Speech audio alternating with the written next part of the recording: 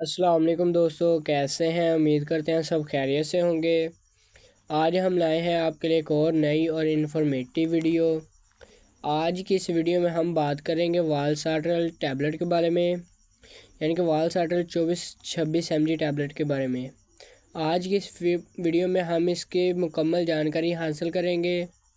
تو سب سے پہلے ہم بات کرتے ہیں والسارٹن ٹیبلٹ کس کمپنی کی ہے۔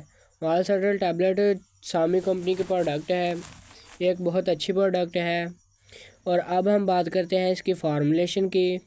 تو اس کی فارمولیشن سبسٹریل پلس والسارٹن ہے۔ اس ڈبی کے ایک پیک میں 14 ٹیبلٹ موجود ہوتی ہیں۔ اور اب ہم سب سے پہلے بات کرتے ہیں کہ اس کے استعمالات کے بارے میں۔ یہ دوا کن مریضوں کے استعمال کروائی جاتی ہے؟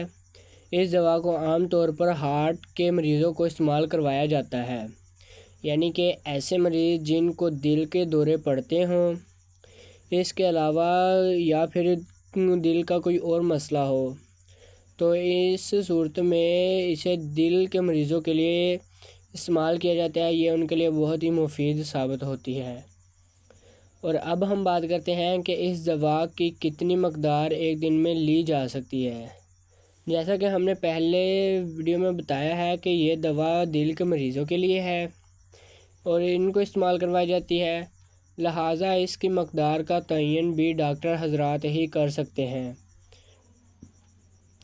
اس کے علاوہ اگر کوئی مسئلہ ہو تو اگر مسئلہ کم ہو تو یعنی کہ دل کا مسئلہ کم ہو تو ہمیں ایک گولی دن میں ایک مرتبہ استعمال کر سکتے ہیں، لیکن اگر ہمارے دل کا مسئلہ زیادہ ہے تو اس دوا کو استعمال کرنے سے پہلے ہمیں اپنے ڈاکٹر سے ضرور مشورہ کر لینا چاہیے اور اس کے مشورے سے استعمال کرنا چاہیے۔